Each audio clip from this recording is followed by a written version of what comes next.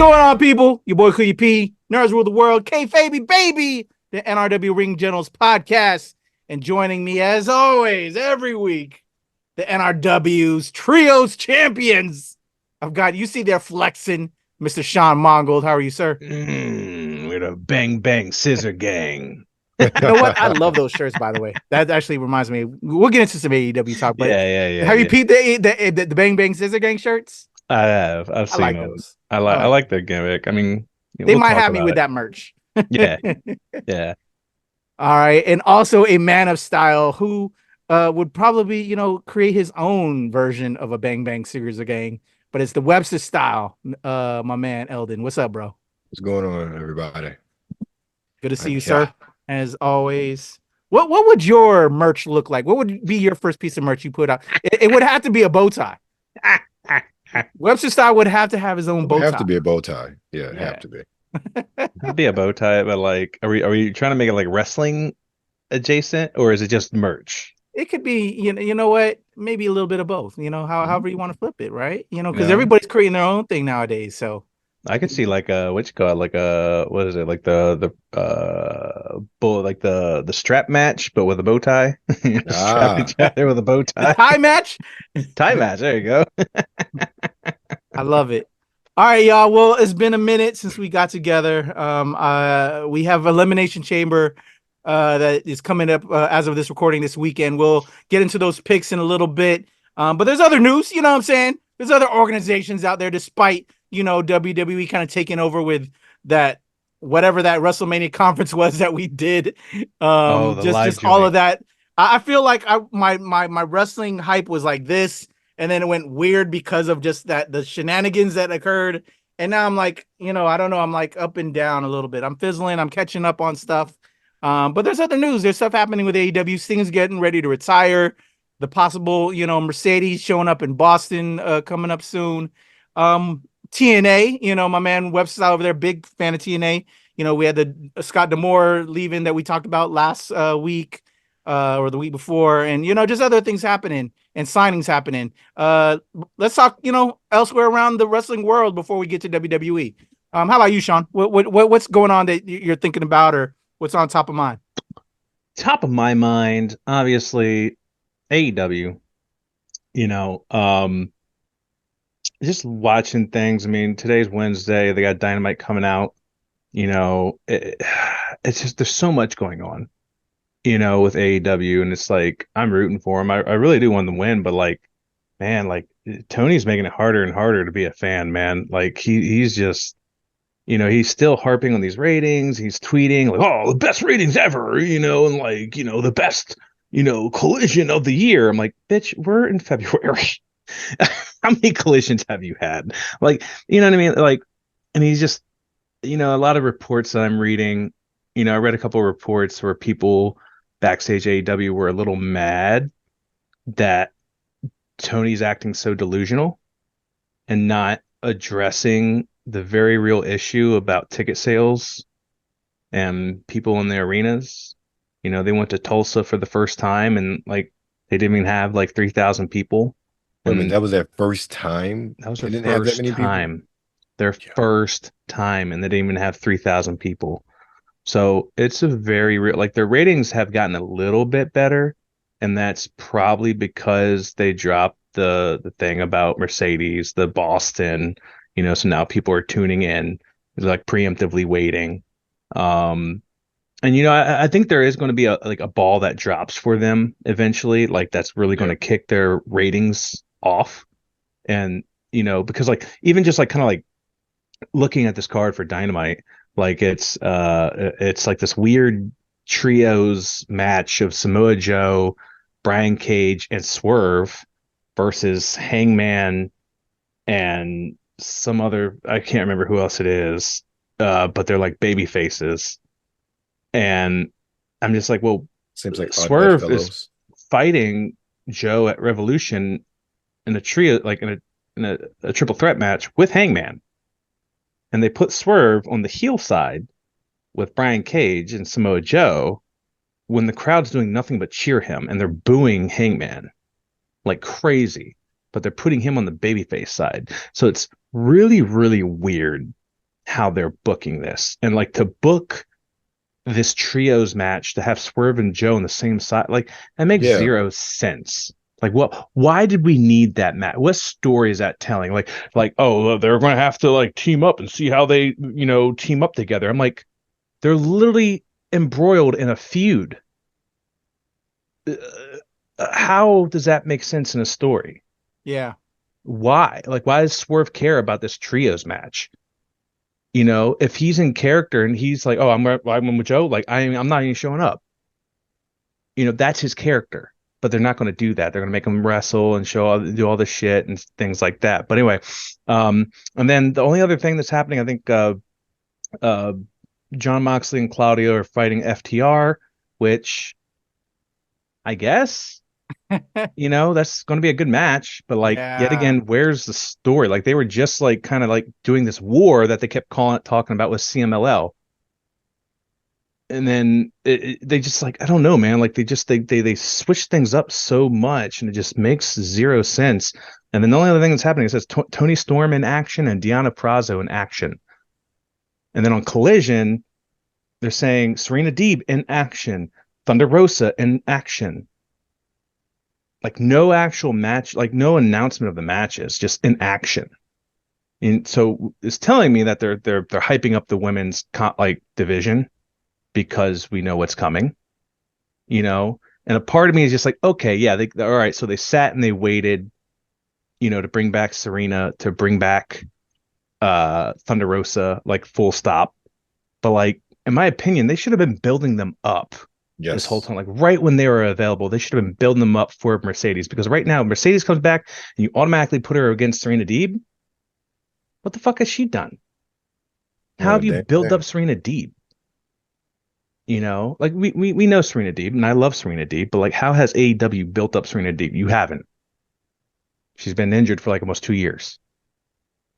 Yeah. And then, same, like, and then where's Hikaru Shida? I would love, like, that's a match I really want to see, is Hikaru Shida versus Mercedes.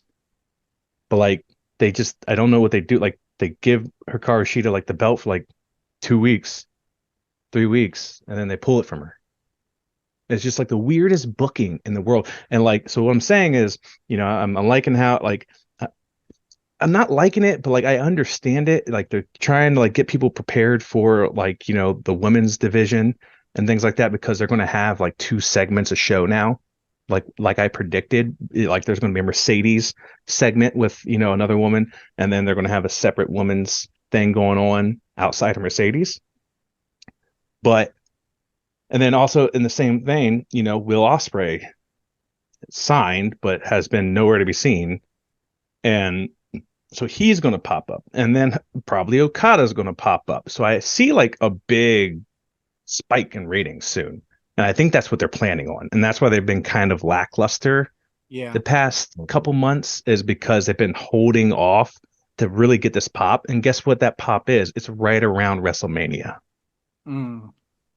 It's leading into WrestleMania. So they're trying to fight for the tabloids, for the social media, for the viral sensation of Okada coming, Mercedes coming, these big matches. They're trying to rival WrestleMania, which might not be a good idea.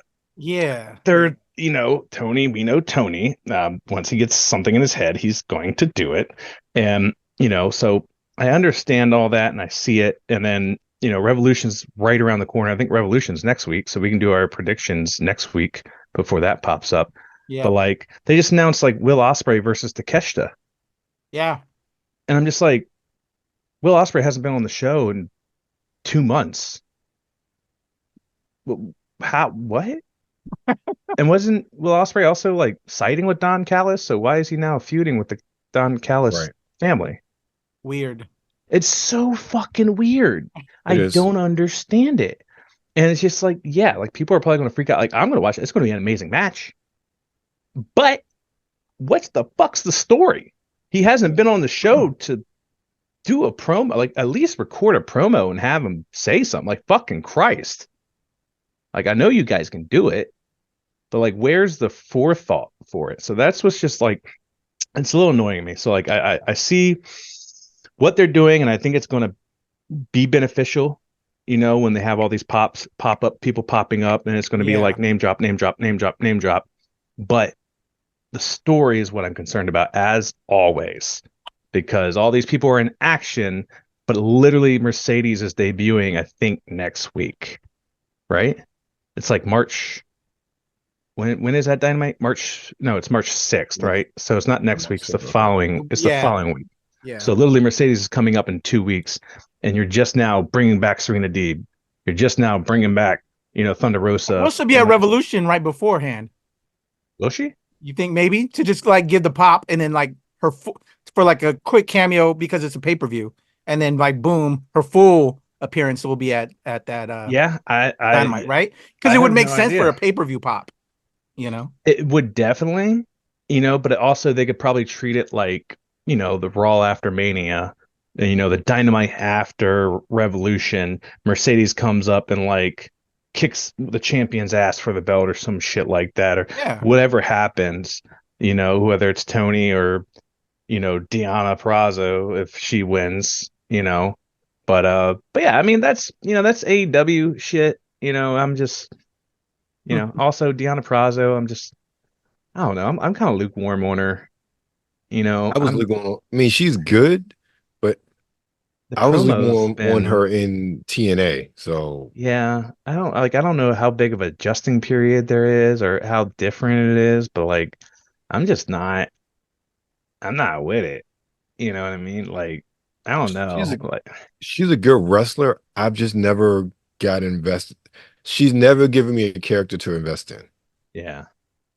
Yeah, this is, you know, I understand the story of them being friends and things like that. And I love how Tony did the tattoo, you know, like the knife going through the chicken tattoo that they had. Like, that was a great touch. Still don't understand the gimmick, but like, I do like that they're pulling something from their before time into the story. And that's what makes it compelling. Right. You know, even though Deonna just started at AEW, they had history and they pulled it back, you know, from it. And they have pictures, you have video and shit like that. And use that. All these people I'm sure have met in the indies somewhere. Use it to your advantage.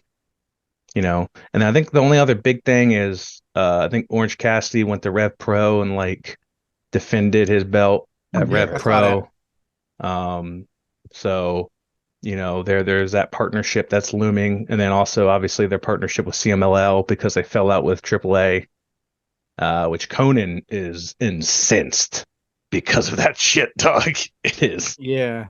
He's going off the deep end a little bit. with the Mexican wrestlers, the luchadors and all that stuff. Is that what that's it? I think I saw some dirt sheet news about that stuff. Yeah, about, so like, they can only allow certain wrestlers wrestle on there, and then AEW and two, like they can't have the same grouping on the same card or some wild shit, man. Like, yeah. You'd think they'd work that out stuff. Yeah. I think that was like the issue with AAA. And then that's why they went with CMLL. But like AAA is just like, Conan's just like, you know, we don't need, like, you know, we don't need anybody. Like, we're the best of the best of the best. And like, just like delusions of grandeur. And it's hilarious. Yeah. I was just like, bro, I was reading some of his quotes. I was just like, but before we leave out of AEW, have you seen the stuff about Cash Wheeler, FTR, his legal troubles catching up with him now? No. So, yeah, he's about to, you know, they actually had like the full report of him, you know, brandishing a gun or while on the highway, pointing it at some dude, and then they had to do like a photo lineup, and that's how they clarified that it was him. Like, yeah, he's going to court now with all that stuff from last year. Like, Cash Wheeler, wild dude, man. Like, Florida too. He lives in Florida. He was doing the most Florida type stuff down there. I would not think that would be illegal down there. You know what I mean? Yeah. So yeah, like that sounds on brand, right? Yeah, you know, so, the only sad for FTR. They're a great wrestling team, but apparently there's some personality traits that you know. Speaking of personality traits that we're finding out about, there's more people coming out with Vince McMahon. Paul Roma came out with some information about, you know, some stuff that was going down. There was some stuff on the news about, you know, they're putting like together a fund and like people to like call and contact. Like, that you would see on the late night, television stations. If you got asthma while living at Fort Andrew or whatever, contact this number. If you were raped or dealt with Vince McMahon, and put into situations while at WWE, call this number. Shit's getting crazy, bro. Yeah. And also, I'm sorry, I want to throw it to you, Web Style. I just got stuff that are rambling in my head that I just wanted to throw out there.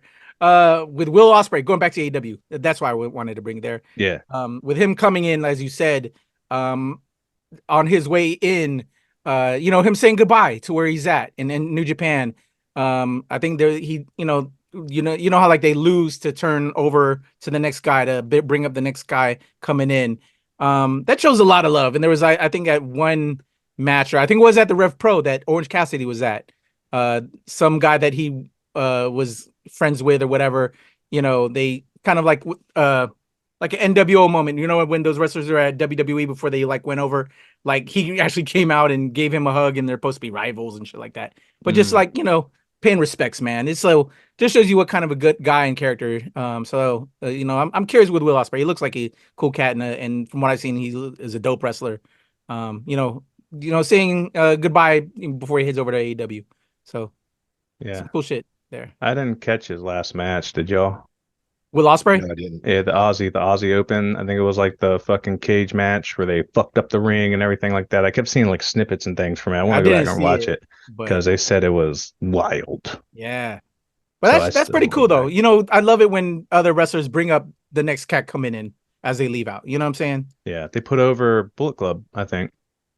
Yeah, Bullet Club walked away with the win. But I mean, you got to kind of do that. You know what I mean? Yeah.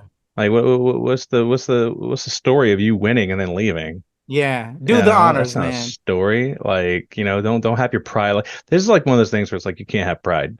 You know what I mean? Like losing does not mean you lose. Like you're entertainers, for and foremost. You know what I mean? Like actors, there's no winner in acting. And this is what this is. You're entertainers, you're actors. You put your bodies on the line, but like you're telling a story. You want people to remember the story. Like just because you have a belt doesn't mean you won. Definitely. But yeah, no. The only other one thing I wanted to get y'all's thoughts on was the Sting retirement match. How are y'all feeling about this? Because right now it's him and Darby versus Young Bucks at Revolution, and that's his last match. It's weird. It is weird. I don't know. I feel like Sting retired years ago in a way. And now he's kind of back as a swan song, if you will. But like I already felt like he's retired. It's just like, okay, cool. He's there. So I don't know. It's just weird. That's me. Eldon. I have no interest in this time. Honestly, outside of when he initially debuted with AEW, I haven't liked anything they've done with him. For me to be interested in Sting and what he's doing, I would have to be invested in this whole storyline, the partnership with Darby Allin. I've never cared. I've never cared whatsoever. And not to take anything from him and his legacy, these were not his best years. No.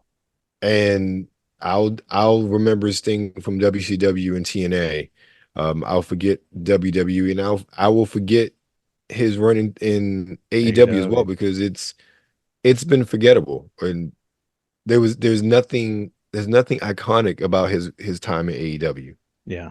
It's like I said, it's a cheap heat. He's the older dude. He's 60 something, still doing frog splash, doing the scorpion death drop, doing the turnbuckle fucking dive, whatever the fuck. Like, so he's done some cool, like high flying stuff for like that. Right. Hey, this old guy is throwing his body. Like how's he not breaking a hip?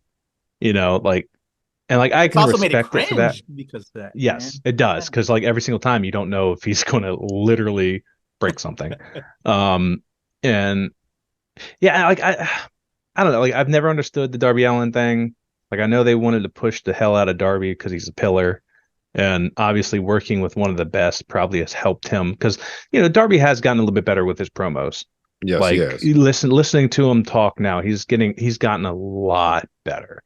And I'm going to, I guess, attribute that to Sting, to him being around Sting and being with an icon such as Sting. You know what I mean? Like, even though Sting wasn't like the best promo, like he wasn't known for like his promo skills. Like he was just like intimidating. Like his presence was what you remember, you know, all the way through his career. And yeah, the whole Young Bucks, like the Nicholas Matthew Jackson thing, and then coming out in the white suits, and then getting the blood on it from Darby, and then coming out and wrestling in the suit with the blood on it, you know, the next couple weeks. And what was weird is right after they attacked him the following week, Darby came out and addressed them, and never once, you know, kind of used that in his promo, which was weird. He kind of like went on a riff about how they were shitty bosses and shitty EVPs, and like he misses the day, like good old days when like the true EVP who cared about people was at the company, you know, and kind of like hinting at Cody, which was whoa. I was just like, oh shit, did he just like reference Cody in that kind of a way? Like, so I thought that was cool, but like the fact that he didn't be like, you know, that's my blood on your outfits. You know, like you discussed, like, you know, you sick fucks, like you jump Sting because you can't fucking take them head on. You know what I mean? Like none of that. It was just kind of like, oh, you know, like you guys suck at bosses kind of thing. It's like you just got your ass beat a week ago, bloodied and everything, and beat up your mentor, and your blood is still fresh on their fucking outfits, and you're just talking about how they're bad bosses. So that is what's cringe to me, is what the Young Bucks are doing. That is. You know, I understand why they're doing it, because, you know, people kind of wanted them to be like the authority. So now they're like just camping it up. And I'm just like, you guys are just trolls. And it's not entertaining. It's cringe at this point.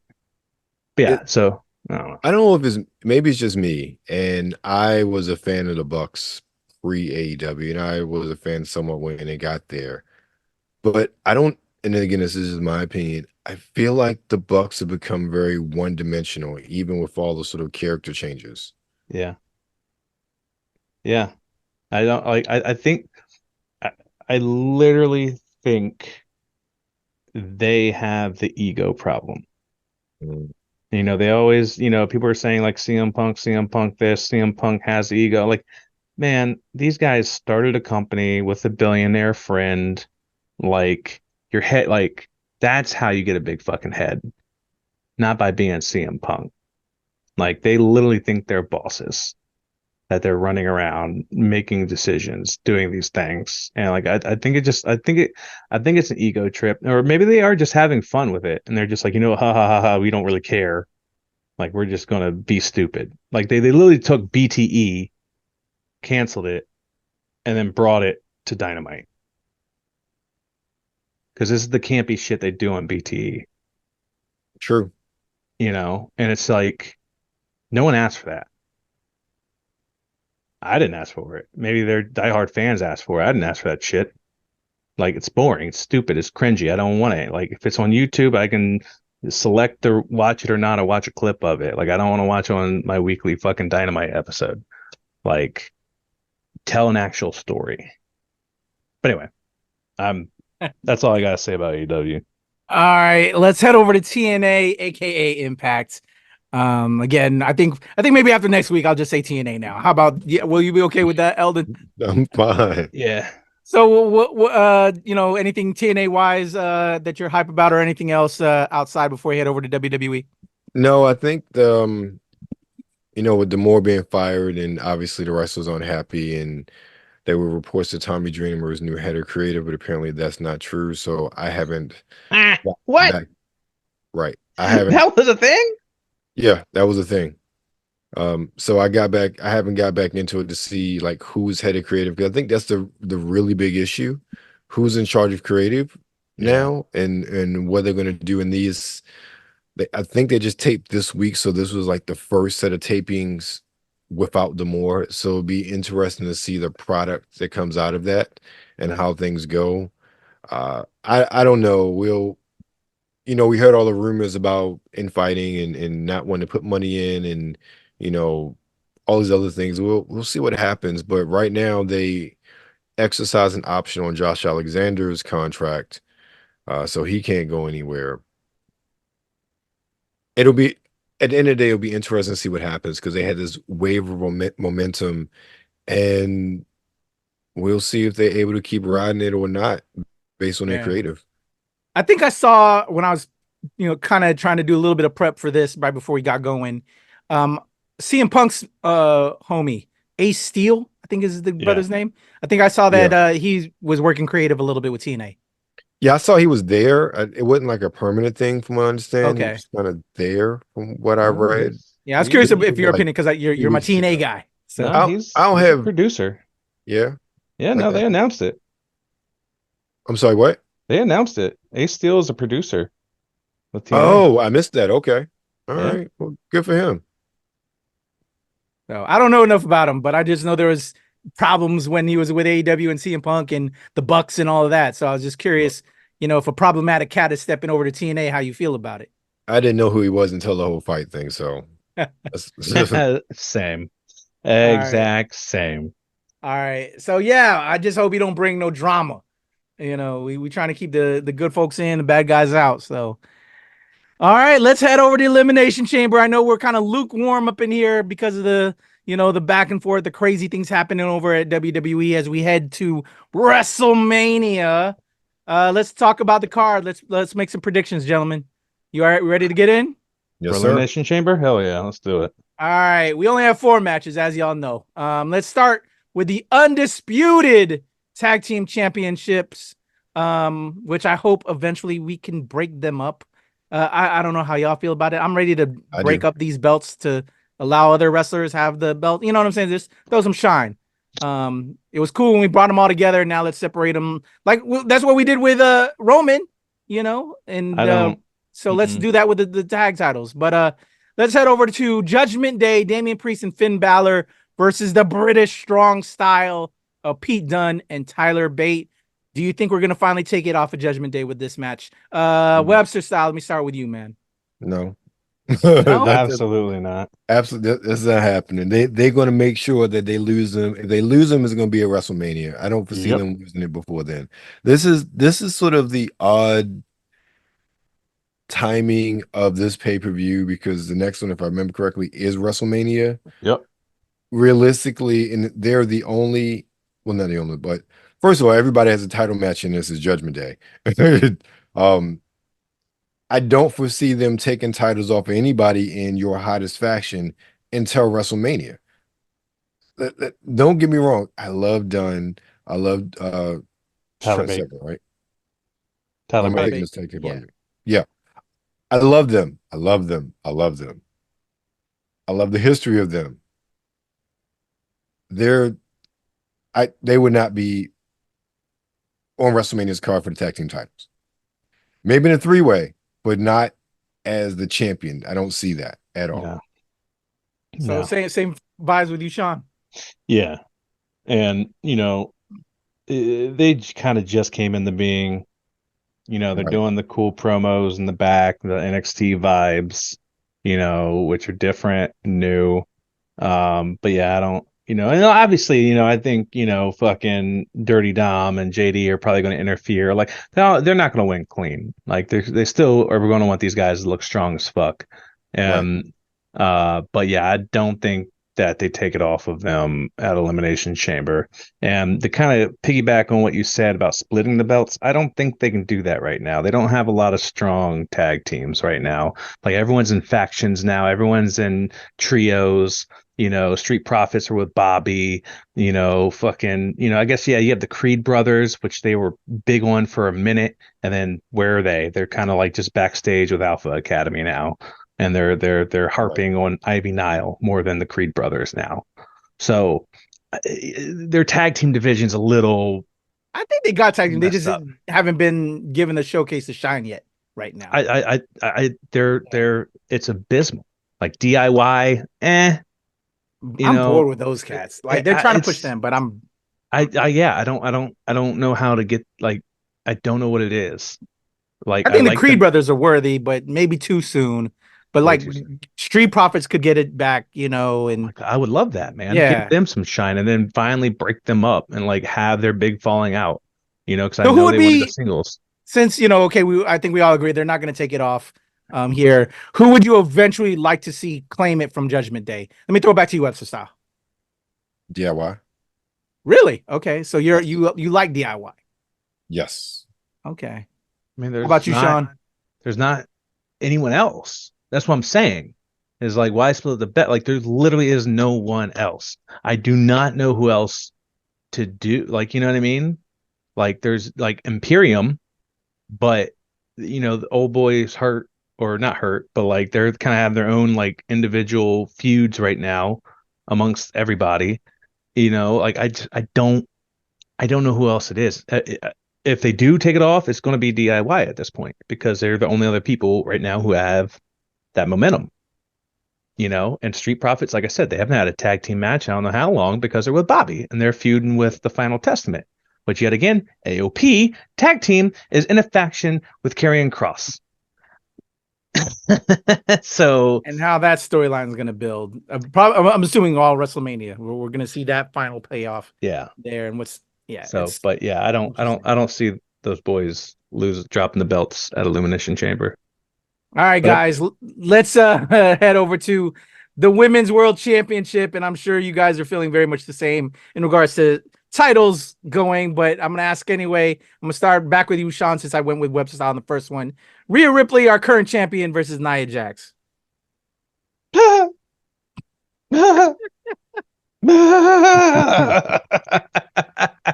ain't even funny, dog. Like, of course Rhea's taking. You don't think it's going to be a good match? No, absolutely not. Absolutely not. Did you watch Raw? Yeah. Did you listen to Nia? Yeah. Oh, so what did you say? She was like, "Oh, I'm gonna make mommy go cry home to mommy." I was like, "Who the fuck came up with that line? Who the fuck came up with that line? If it was you, it has to be you. Because if someone wrote that in the back and told her to deliver that, shame on them. They should be fired immediately. That was a horrible line. That made zero sense. It was not funny. She kind of like waited for like a reaction and there was dog shit. And that was a huge fucking arena for Raw. Like they were red hot the whole night. And when that shit happened, bro, crazy. I was just like, I can't. That whole segment in Raw, which we'll talk about once we talk about the Elimination Chamber women's match, was wild, but that's, for other reasons too. But we'll talk about that later. But yeah, absolutely. Fucking Nia's not winning. Hell. All right. Webster Style, who you got? Rhea. Mommy. It'll be a physical match. I don't know if it's going to be a good match. Hopefully it's a short match.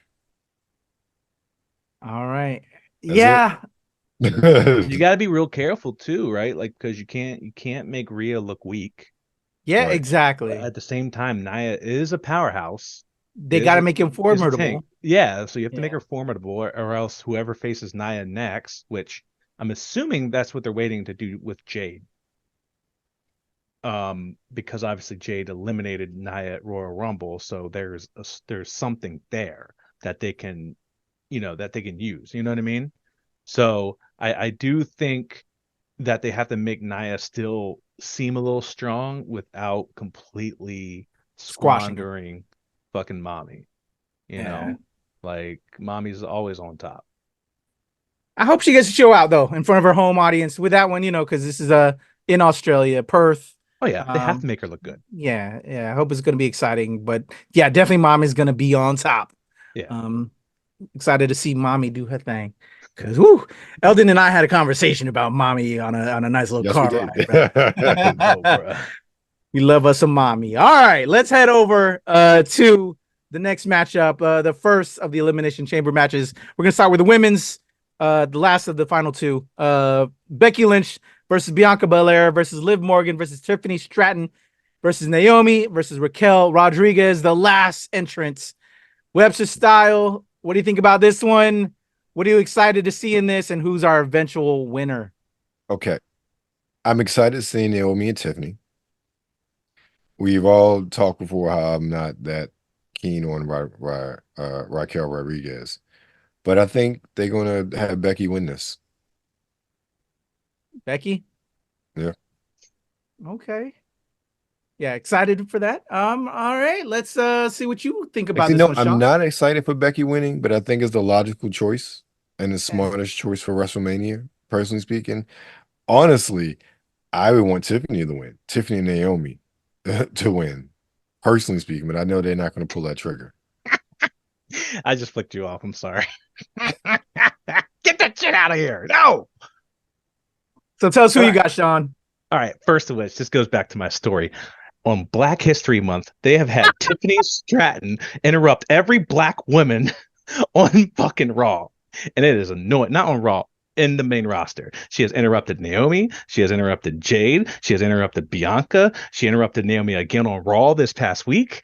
Fuck her. I see what they're doing, and they're pissing me off. But also, she's awesome, though.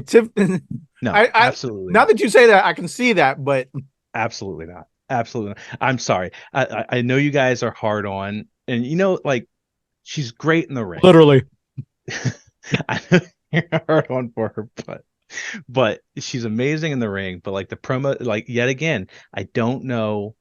You know, same with the Deonna Purrazzo comment.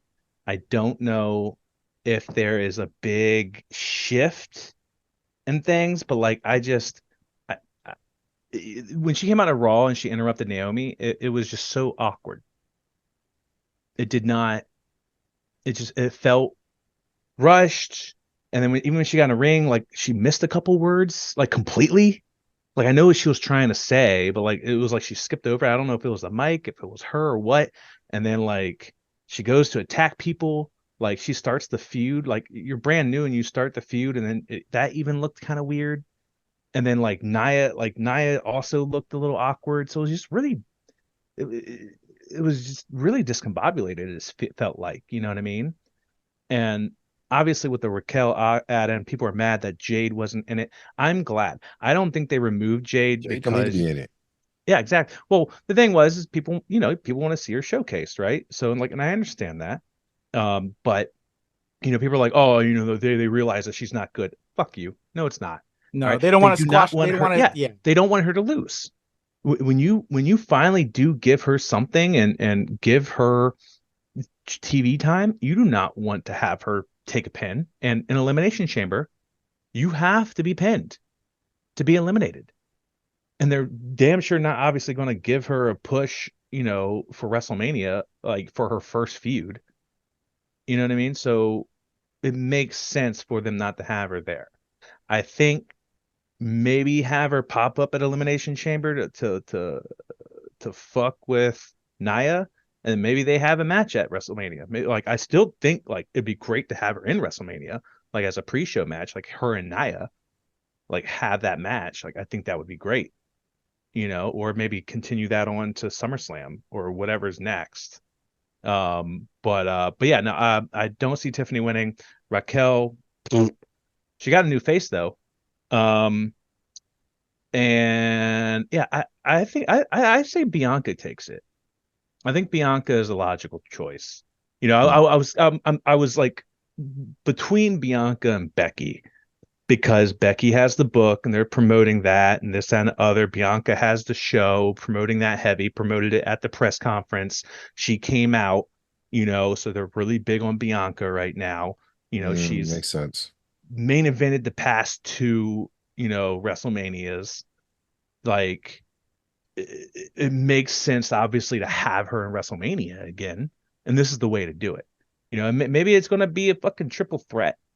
Maybe it's going to be Becky, Bianca, Rhea. But like, I really want to see Bianca and Rhea go at it. Because like I said, I don't think they ever have been in the ring together. I don't think so either. I think NXT. I think NXT. I think they just missed each other at NXT. I do not think they collided at NXT. So that is the match that I'm looking for, and I think that would be an amazing match, because also last year, I think Bianca went against Asuka, and that was kind of lackluster. You know, because I think Rhea and Charlotte just had a fucking, like, that first night just had that fucking crazy slobber they knocker. did. So they set such a high bar. And then when Asuka and Bianca, and then also I watched Love in WWE, and apparently Bianca also was not feeling too hot, you know, like leading up to WrestleMania. So that's probably also why too. Yeah. And then it looked like she had wardrobe issues, which we talked about last year as well. Yeah, we did. And so it's, you know, I really want Bianca to be up there. I want to see the great intro, the new intro coming out, you know. Becky is just not doing it for me, man. Like, you know, they might pull, like, they might still give it to Becky, obviously, because of the book, because she's Becky Lynch, things of that nature. I wouldn't be shocked, but I'm not feeling it. You know what I mean? And like, I definitely don't think they're going to push Naomi. I would love that they did, but there's no story with Naomi and Rhea. Like, if there was history there, I could see it, but nah. Yeah. All right. For me, real quick, I'm torn between the both of y'all. Yeah, I definitely think it's either Becky or Bianca. I feel in a way, because of the promos, they want the mommy versus the man. But I like what you said, that a possible 3-way with Bianca, Becky, and mommy, Sean. So I could see all of that happening there. But I definitely think we'll see some feuds coming out of this. You know, I think we're going to finally get Liz versus Raquel. You know, that friendship may now be over, with one pinning the other, maybe, you know, because they were best of friends, but now they're opponents here in the Elimination Chamber. It's because, you know, it's everybody against everybody. So I think they'll like lose their friendship, and, you know, we'll see them battle.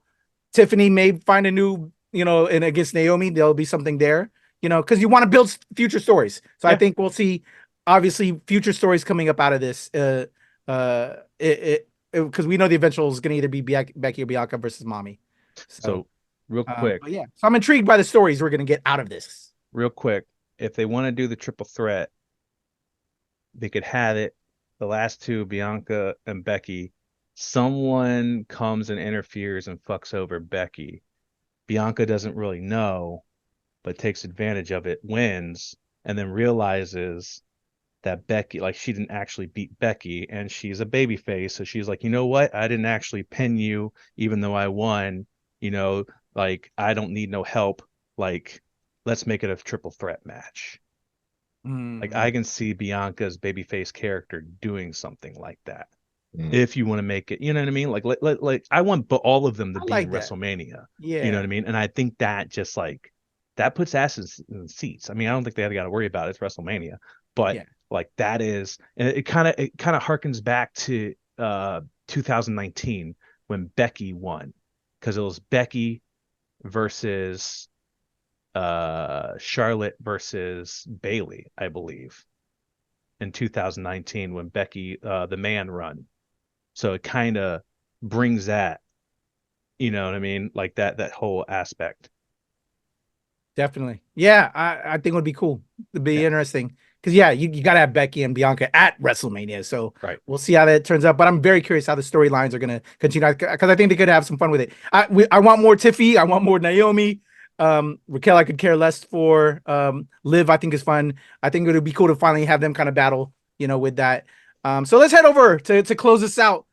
This is going to be the interesting one to see who's going to battle Seth Rollins, man, who will be talking along with Cody on the Grayson Waller effect, I think, to start off Elimination Chamber. That'll be interesting.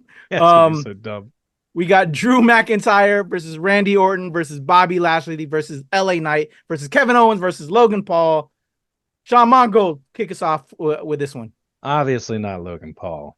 And that's why he already has a belt. Yeah, I know. It makes zero sense. I don't. Yeah, honestly, that should go to somebody else. They picked such a weird group of people because you want all these people to look strong.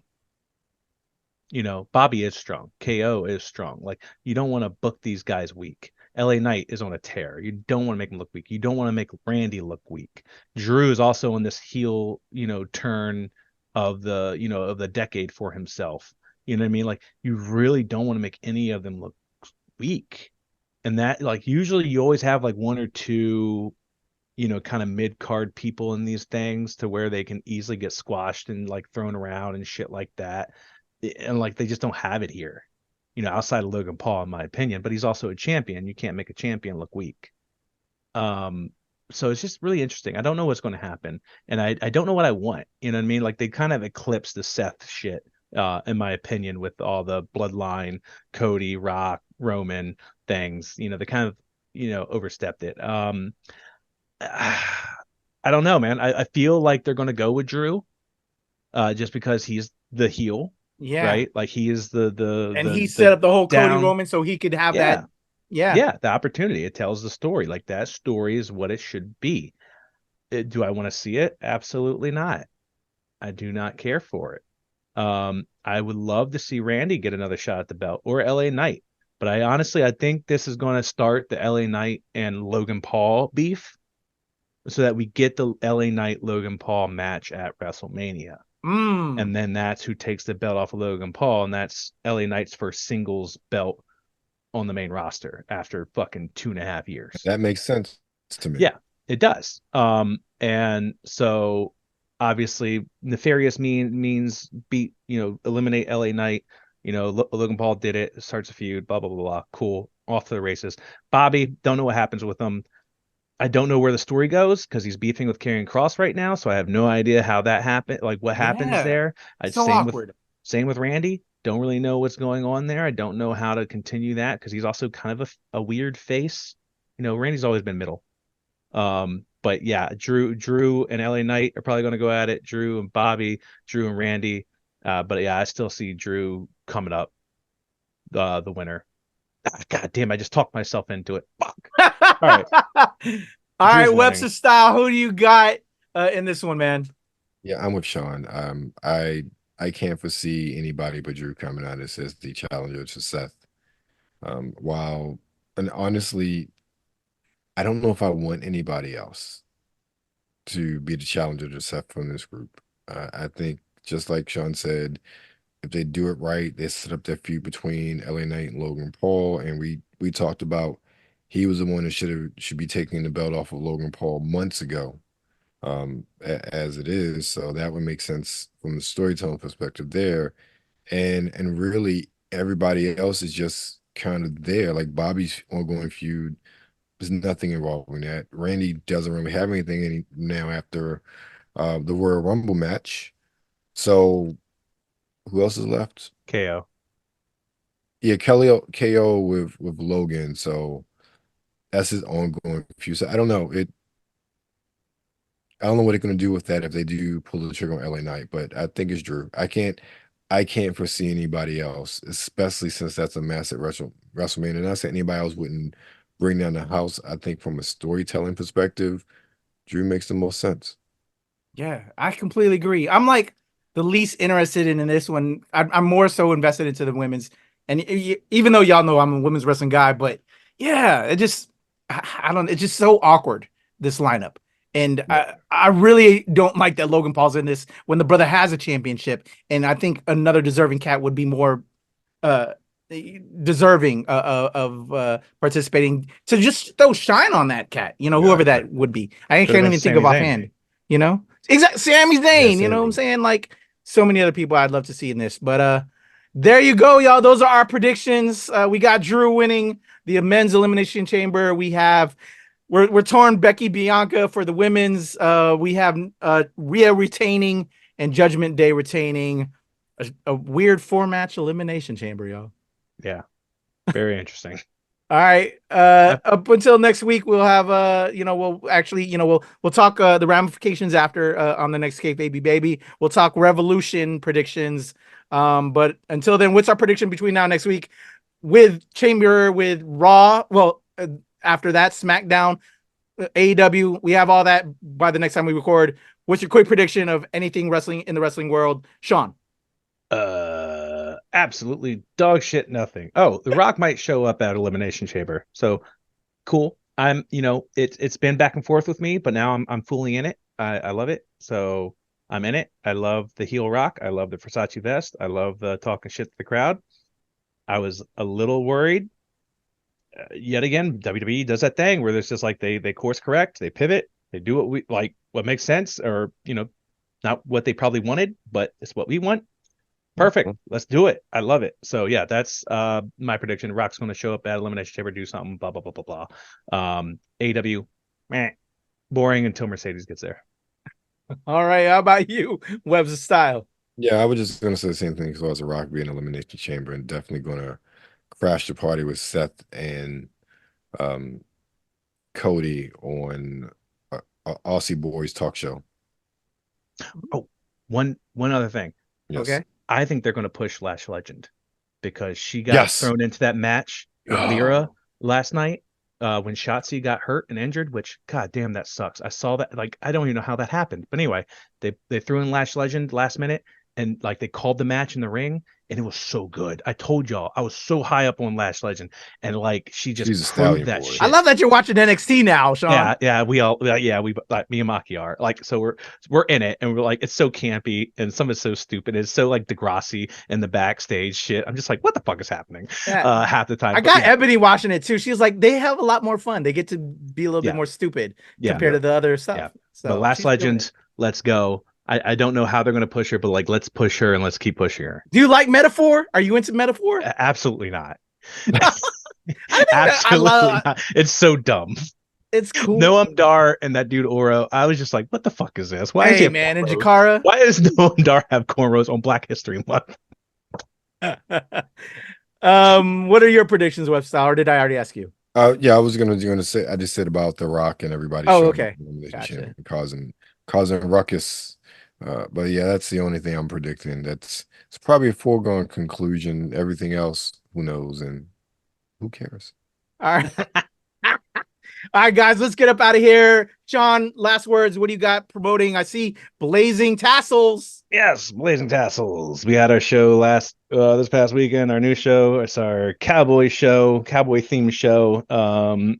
Blazing Saddles, Blazing Tassels. It makes sense. We love it. It's March. What is it? I don't even know. It's like March 24th, I think. 23rd. What is that? What month is that? March. We are March 23rd. So please check us out. Fun ass show. This is a brand new show for us. Brand new kind of theme. So we're gonna be testing the waters out of it, and it's just gonna be so fucking fun. So check us out. You can look us up at nerdleskfest.com. There you go. And Webs of Style, I know you've been killing it. You just covered KatsuCon over the weekend, right?